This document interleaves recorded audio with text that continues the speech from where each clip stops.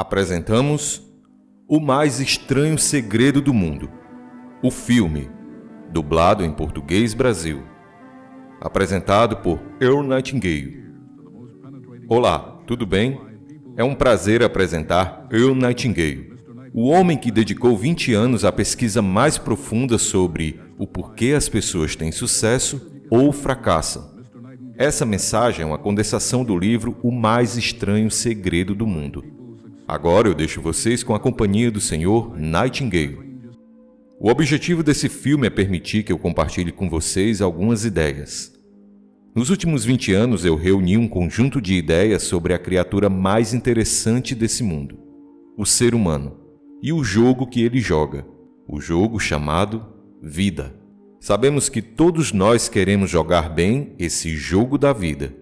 Eu sei que sim, você sabe que sim, nossos clientes em potencial sabem que sim, e até os jovens sabem que sim.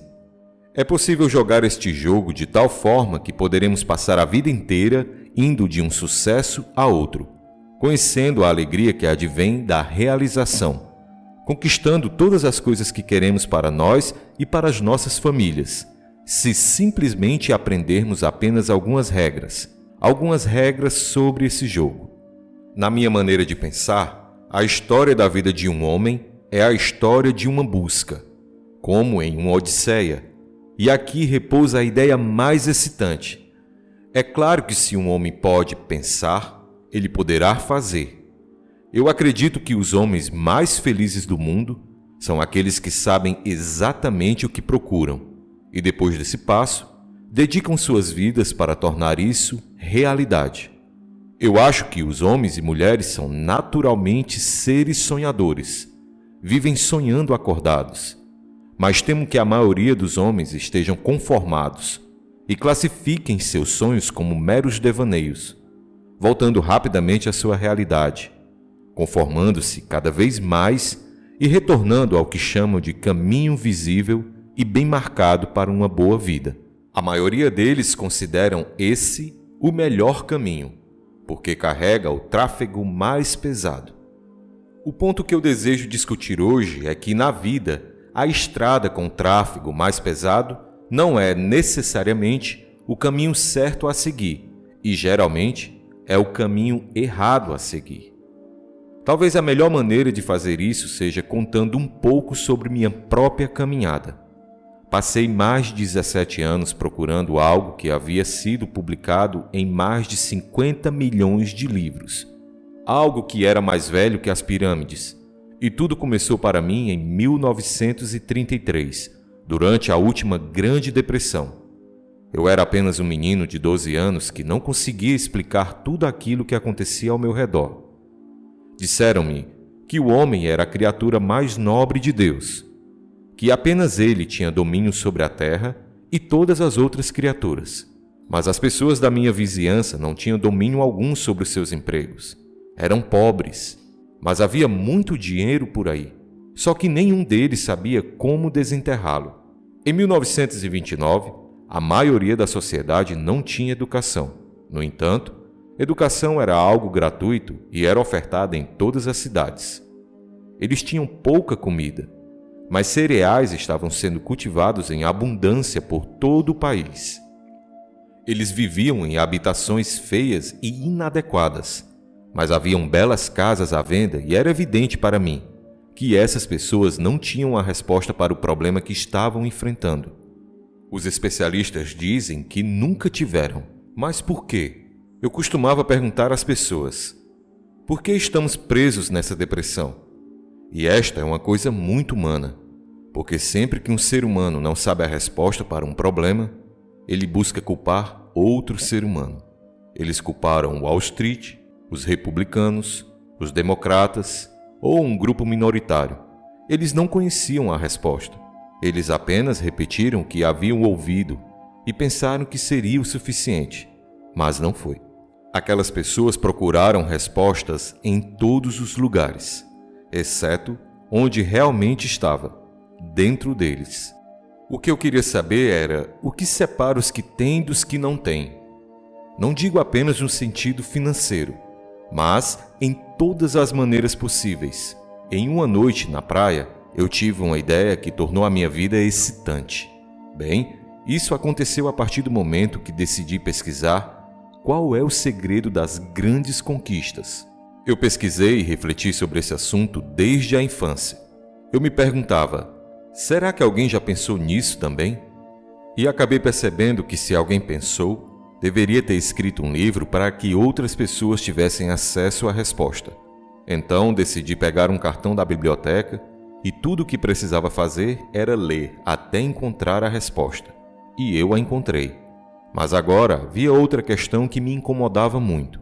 Ouça, se a resposta para essa questão foi distribuída através dos livros, por que a maioria ainda desconhece? E por que aqueles que sabem não a usam como motor de combustão interna para atingirem os seus objetivos? E essa questão me incomodou, e ainda incomoda muitas pessoas o tempo todo. Sabemos que a resposta já foi divulgada em nossas universidades e nos grandes palcos, mas ela foi dada de forma muito dramática não há muito tempo atrás. Acredito que a melhor resposta foi dada há alguns anos, quando um repórter estava entrevistando um homem muito importante em Londres. Ele era o ganhador do Prêmio Nobel, Dr. Albert Schweitzer. O repórter perguntou ao grande médico, Doutor, o que há de errado com os homens de hoje? O doutor pensou por um momento e então respondeu, os homens não pensam. O doutor estava certo. Esse é o problema hoje. Foi esse o problema 400 anos antes de Cristo. Esse pode ser e sempre será o grande problema. Mas por que os homens não pensam? E agora nós sabemos a resposta. Ela aparece repetidamente nos grandes livros. Mas por que nem todos sabem disso? Porque cerca de 95% ou mais das pessoas da nossa época não leram os grandes livros. Nós sabemos também que a resposta aparece várias vezes na Bíblia, mas, de novo, nem todo mundo sabe disso, e poucos são os que leem a Bíblia. Todo mundo tem um porquê, está na moda, como disse Shakespeare. Eles não leem isso também. As respostas estavam lá também. A resposta aparece na biblioteca pública em praticamente todas as prateleiras. Mas por que nem todo mundo sabe disso? Porque se você quer esconder algo do povo americano, coloque-o em uma biblioteca pública. Eles nunca a encontrarão. Eles agem como manadas. Agem como a maioria. Estão desorientados. Bem, não é absolutamente tão necessário ter uma boa educação para ter sucesso. É uma pena não aproveitar esse recurso, pois é gratuita e estamos cercados por ela por todos os lados. Mas ainda podemos ter sucesso sem uma boa educação, se conhecermos algumas dessas regras das quais estamos falando. Porque apenas 5% dos homens nos Estados Unidos têm sucesso na vida. Por exemplo, se você pegar as estatísticas e considerar um grupo com 100 jovens, todos começando suas carreiras em nosso país aos 25 anos de idade. 100 jovens, aos 25 anos. Adiante o relógio em 40 anos, quando todos chegam à idade dos 65 anos. Vamos aos números. 1 está bem de vida. 4 são independentes para o resto de suas vidas. 5 ainda estarão trabalhando. 36 estarão mortos. 54 estarão falidos ou dependendo de outros, ou de uma agência, para o seu sustento. Por que isso acontece? De certo que alguns de nós podem ser acometidos por doença grave ou ter que pagar tratamentos médicos caros e ficar sem dinheiro. Mas geralmente não é o que acontece. Esse grupo termina quebrado como as pessoas do grande grupo, porque elas não pensam sobre esse assunto. E é bem aqui onde acredito que essa mensagem pode ser realmente útil para você. O que essas pessoas fazem de errado? Bem, agora, antes de entrarmos nisso, vamos definir sucesso. O que é sucesso? Sucesso, na minha opinião, nada mais é do que a realização progressiva de um ideal digno. Com isso, eu quero dizer que se estamos aqui, queremos chegar lá, e sabemos que queremos chegar lá, sim, nós temos sucesso. Se nós sabemos onde estamos indo agora na vida, somos bem-sucedidos. Mas, segundo essa definição, as pessoas que não sabem onde estão indo, ou por que estão trabalhando, dificilmente serão bem-sucedidas. Certa vez tive acesso a uma pesquisa que fora feita com indivíduos atuantes no mercado de trabalho. Os pesquisadores fizeram a seguinte pergunta: por que você se levanta de manhã e vai para o trabalho? 19 em 20 não sabiam, não tinham ideia do porquê. Bem, os especialistas afirmam que é porque eles se conformam. Mas por que eles se conformam? Porque somos ensinados a nos conformar desde que éramos pequenos. Nós estamos conformados. Os pais nos dizem o que fazer e fazemos. Isso é natural e bom. Nós entramos na escola e o que é mais importante para um jovem na escola? É ser querido pelos outros miúdos, certo? É claro, ele quer pertencer ao grupo, fazer o que eles fazem, rir das mesmas coisas que eles riem, é natural, está tudo bem. Esse jovem sai da escola e geralmente alista-se no serviço militar. E mais uma vez, ele deve se conformar. De fato, no serviço militar, eles nos ensinam o conformismo a tal ponto que muitas vezes agimos como os primatas mais primitivos. Mas essa é a única maneira encontrada de administrar o serviço militar. Afinal de contas, não queremos pessoas atirando sem treinamento, e isso, novamente, é perfeitamente natural. Agora, nós chegamos a uma parte complicada. Esse jovem tem 25 anos, está fora da escola e concluiu o serviço militar. Então, o que ele faz? Geralmente, se for solteiro, voltará à sua cidade natal. Se for casado, é claro que irá para a cidade natal de sua esposa. Mas para esse exemplo, peço que considere um solteiro. Um dia esse rapaz estará parado numa esquina de sua cidade natal e um amigo aparece e diz: Charlie? Sim. O que você está fazendo? E ele diz: nada. O amigo responde: por que você não desce até as docas e vem trabalhar onde eu trabalho? É um lugar legal e eles pagam regularmente.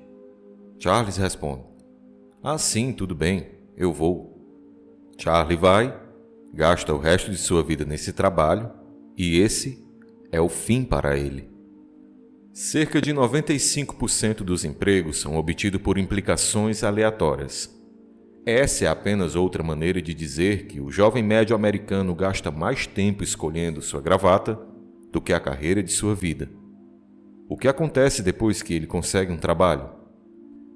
Geralmente, inconscientemente, ele se conforma e começa a fazer o seu trabalho da mesma maneira que seus companheiros fazem, com o mesmo nível de excelência ou chame como quiser.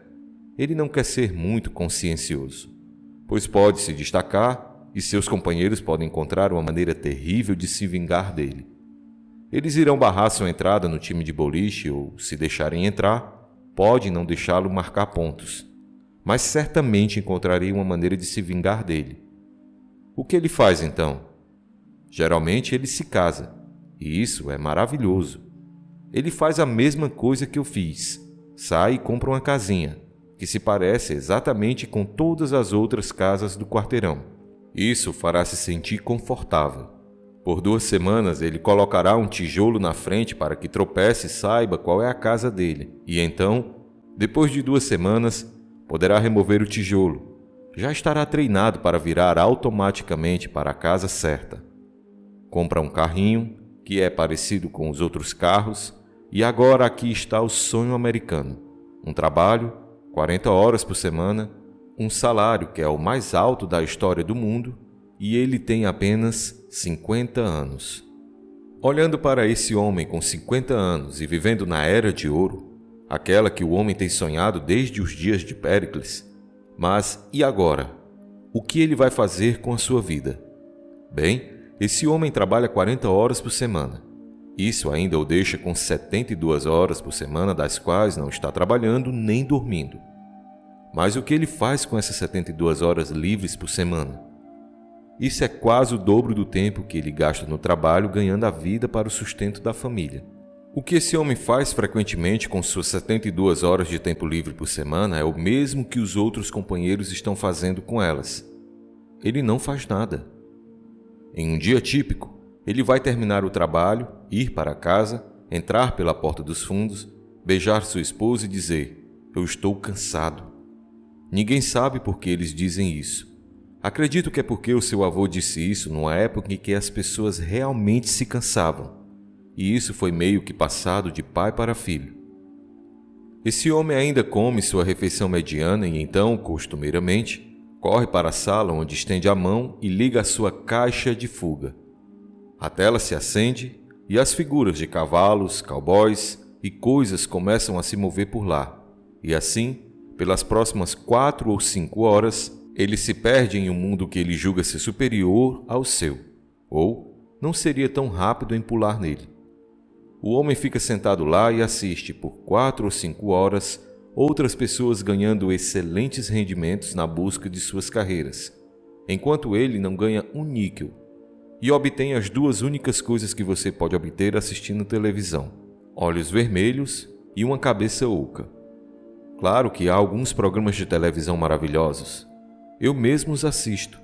Tenho um aparelho de televisão também. Tenho um carro, mas eu não vou para casa à noite e ficar na frente dela por 5 ou 6 horas. Prefiro dar uma volta no quarteirão. E, na verdade, há um geneticista que diz o seguinte: nos próximos anos, se as coisas continuarem do jeito que estão indo agora, não teremos mais 2 olhos como os que temos agora. Teríamos apenas um, e ele estará no alto da testa. Terá o formato de uma televisão. Ele ficará no alto porque não teremos mais utilidade para o cérebro. Tenho observado meus filhos e acho que seus olhos estão se movendo um pouco juntos o suficiente para isso. Por 4 ou 5 horas. Ele fica sentado assistindo televisão até sua esposa chegar e ser um pouco mais prática do que ele. Ela dá um tapinha em seu ombro e diz: "Charlie, está na hora de ir para a cama." E ele diz: "Ok." Então estende a mão e desliga. Ele sabe como fazer isso. Ele apenas desliga. E então vai para a cama. E no dia seguinte, ele começa tudo de novo. Ele faz isso por 40 anos. No final desse tempo, ele se aposentou aos 65 anos. Isso sempre o pega de surpresa, embora ele soubesse que isso aconteceria após 40 anos de trabalho. E então, ele morre aos 75 ou 80 anos, por puro tédio.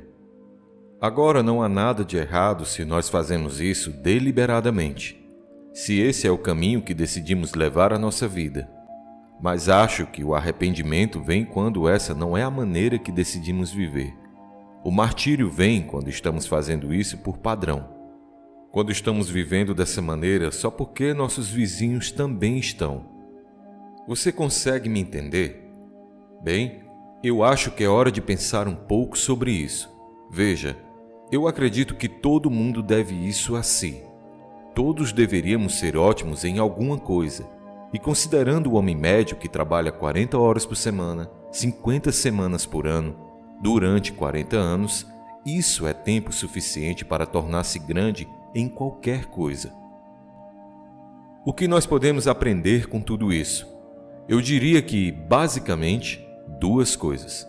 Número 1, se desejamos ser bons indivíduos, temos que ser individuais. Temos que ter metas individuais, pensamentos individuais, ações individuais, objetivo de vida individual. E isso é importante reforçar aqui. Você deve focar em metas, pensamentos e ações individuais. E número 2, você nunca deve se conformar, como a grande massa de pessoas faz durante a vida toda. Você deve amá-los, deve ajudá-los onde for possível, pois todo o nosso sucesso será determinado pela quantidade de ajuda que podemos dar a eles. Mas nunca devemos nos permitir ficar submersos nesse mar sufocante de indecisão e falta de propósito. Se deseja seguir a multidão, as chances são de 95/5 de você também perder o barco, porque essas são as estatísticas desse caminho. Cerca de 95/5.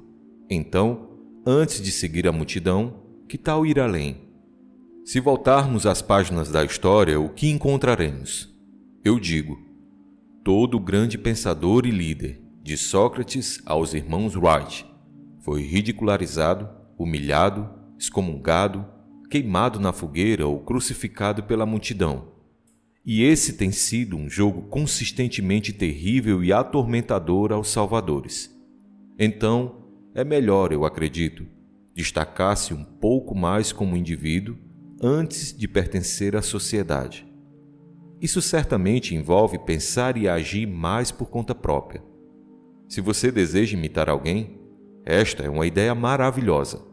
Escolha alguém digno, alguém que você admira e respeita.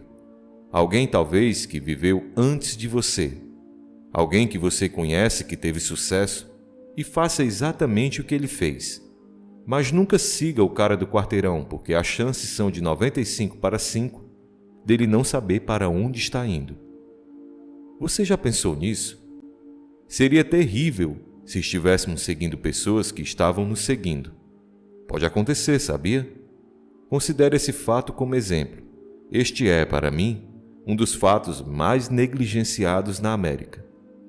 Devemos perceber que cada trabalho, não importa qual seja, cada trabalho contém, em algum lugar dentro de si, o caminho para a grandeza, a chave para tudo aquilo que desejamos. Se apenas fizermos isso de uma certa maneira, se fizermos o que o Dr. Schwarzer disse que não estamos fazendo, se pensarmos sobre isso, certamente encontraremos uma aplicação para essa ideia. É tudo o que temos que fazer. Olhar para dentro do nosso trabalho atual e procurar a grandeza que está escondida. E acredite, se você procurar, ela irá aparecer. Então, temos a opção de fazer uma das duas coisas. Podemos competir ou criar. Se escolher competir, então não vamos reclamar das recompensas recebidas, pois agora sabemos que competir nos coloca no mesmo nível de todos os outros em nossa linha de negócios. Podemos muito bem imaginar que teremos retornos mínimos, porque é assim que funciona. Se escolher criar, não há limite para o que podemos realizar, não há teto. Podemos fazer qualquer coisa que quisermos dentro da estrutura do nosso trabalho atual e ir tão longe quanto quisermos. Uma vez um fazendeiro pegou uma pequena abóbora e a colocou dentro de um jarro de vidro. E é claro que ela cresceu, floresceu e finalmente encheu completamente o jarro de vidro ao ponto de não poder mais crescer. Quando ela estava madura, ele então quebrou o vidro e tinha em mãos uma abóbora com o formato do jarro de vidro. A moral dessa história é simples. Nós fazemos a mesma coisa com as nossas vidas. Nos metemos em jarros de vidro dos quais depois não podemos sair e crescer. Mas esses limites são, em sua maioria, autoimpostos. E ninguém, além de nós, poderá pensar maneiras de como superá-los. Eu acredito que outro erro que o trabalhador médio comete é pensar que está trabalhando para a empresa. E, de novo, ele está errado. Cada um de nós está realmente trabalhando apenas para si. Um grande professor americano do Sul conta a história de um homem rico que viajava para a Europa de tempos em tempos. Certa vez ele ligou para um construtor conhecido e disse: "Estou com dinheiro em mãos, comprei esse lote e quero que construa uma bela casa nesse condomínio." E então saiu. Assim que ele se foi, o construtor resmungou: "Bem, com o dono fora do caminho, eu posso provavelmente cortar alguns gastos e fazer uma pilha de material para mim nesse trabalho." Sabe, foi exatamente isso que ele fez. Construiu uma casa ruim em vez de uma boa casa. E quando o homem rico voltou para receber a casa nova, encontrou o amigo construtor com as chaves para a entrega. Então ele disse: "Bem, aí está a sua nova casa. Você gostou?" E o homem rico disse: "Bem, é uma bela casa, mas não vou ficar com ela, pois é sua. Eu queria que você a construísse para você, sua esposa e filhos." Estamos todos no mesmo barco, e todas as horas do dia cada um de nós está construindo sua própria casa. E ela será forte ou fraca, bonita ou feia, dependendo apenas dos métodos de construção que usamos e dos materiais que colocamos nela. Como indivíduos e, em última análise, cada um de nós está certamente trabalhando apenas para si. É bem aqui que chegamos ao que chamo de o segredo mais estranho do mundo. A razão pela qual é importante que cada um de nós decida o que queremos fazer com nossas vidas. Qual é o nosso maior objetivo de vida? Veja bem, depois de 17 anos de pesquisa, eu fiz o que para mim foi uma descoberta incrível. Eu me perguntei por que pessoas que sabem para onde estão indo sempre chegam lá. Na verdade, essas pessoas são como um navio em alto mar. Essa é uma excelente analogia. Você pode ter uma imagem mental de um navio num porto, e digamos que o seu próximo porto de escala seja a cidade de Sydney, na Austrália. Então, quanto do seu dinheiro apostaria que ele não chegaria bem a Sydney? É claro que você não apostaria nada. Claro que ele chegará a Sydney e todas as companhias de seguro apostarão que ele chegará. Mas por quê? Certo. Eu preciso dizer que os navios são bonitos e muito espertos. Eles sabem que só podemos navegar para um porto seguro de cada vez, nunca para dois. Se você perguntar ao capitão na torre de comando do navio qual será o próximo porto de escala, ele dirá imediatamente: Sydney, Austrália. Bem, os homens deveriam funcionar da mesma forma. Você poderia perguntar a qualquer pessoa qual é o seu próximo porto de escala, e ela deveria ser capaz de dizer para você onde está indo. Em 99% dessa jornada, o capitão não pode ver o porto que está tentando alcançar, mas ele sabe que está lá e sabe que chegará lá. Ele precisa apenas continuar fazendo certas coisas, de uma certa maneira, todos os dias, até chegar ao seu porto de escala. Uma vez alcançado, o capitão poderá descansar e relaxar, e então partir para um novo porto. Eu acredito que deveríamos conduzir nossas vidas assim. Por que será então que as pessoas que sabem para onde estão indo, como esse navio, sempre chegam lá? Eu gosto de pensar nisso como o mais estranho segredo. Todos os grandes homens que viveram nos últimos 3.000 anos, desde o início da civilização ocidental, têm sido grandes por discordarem uns dos outros em quase tudo. E é por isso que eles foram grandes homens. Eles também estavam certos. Mas há um ponto em que eles estavam em completo acordo, quase unânime. Acredito que essa seja a mais simples e uma das declarações mais profundas já escritas. É simplesmente isso. Nos tornaremos naquilo que pensarmos. É realmente tão simples quando você começa a pensar sobre isso. Mas o que o Dr. Schweizer disse em Londres, ele disse que os homens não pensam. Se não pensamos, como iremos chegar onde queremos? Não chegaremos. Simples assim. E, infelizmente, uma grande porcentagem das pessoas nunca chegará. É exatamente por isso que cada pessoa deve decidir por que está saindo da cama de manhã e indo para o trabalho. Por que você trabalha?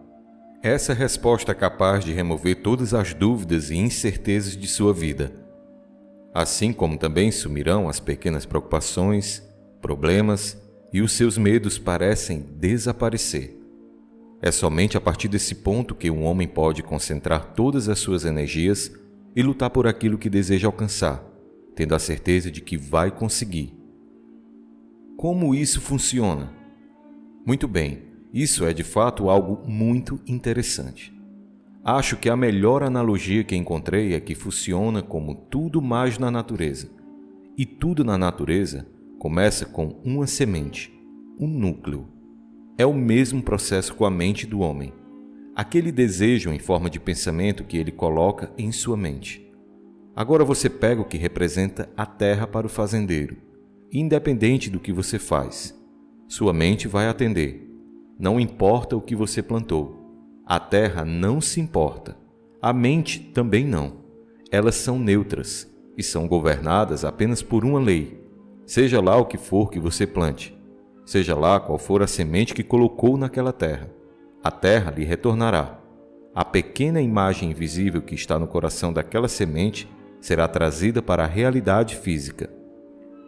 A mente do homem funciona da mesma maneira, exceto que é incalculavelmente mais poderosa, mais fértil, mais incrível do que a terra do fazendeiro. A semente que plantamos na mente é nosso sonho, nosso objetivo, aquilo que queremos alcançar mais do que qualquer outra coisa no mundo. E uma vez estabelecido, uma vez que o fertilizemos com o nosso entusiasmo e fé, ela crescerá e se tornará em realidade. Não há outra maneira de fazer isso. É simples assim. Cada pessoa, nesse momento em particular, nada mais é do que a soma total de seus pensamentos até este ponto. E daqui 5 anos, ela será a soma total de seus pensamentos até aquele ponto. Então, pensar torna-se importante e estabelecer uma meta torna-se vital. Tudo isso sempre pode ser feito no trabalho que temos agora. E para mim, não há nada mais lamentável que um homem que passa a vida pulando de uma coisa para outra, sempre procurando o pote de ouro no final de um arco-íris, e sem ficar com uma coisa o tempo suficiente para encontrá-la. Um plano para alcançar as suas metas. Deixe-me dar-lhe um plano que eu garanto que irá trazer para você quase tudo o que quiser nos próximos 5 anos. Lembrando que suas metas podem ser dinheiro ou seu equivalente em bens materiais. Esse é um pequeno plano interessante e mostra o poder da mente humana. Passo 1. Comece a se levantar 1 hora antes do resto de sua família pela manhã. Prepare um bom café fresco e sente-se à mesa da cozinha ou no escritório. Pegue uma folha de papel em branco e pense em 20 ideias para melhorar aquilo que você faz agora para viver. Não algumas invenções estranhas ou algo assim, mas 20 ideias sobre o que você faz agora para viver. 97% dessas ideias serão inúteis. Nós sabemos disso. Mas algumas delas serão boas.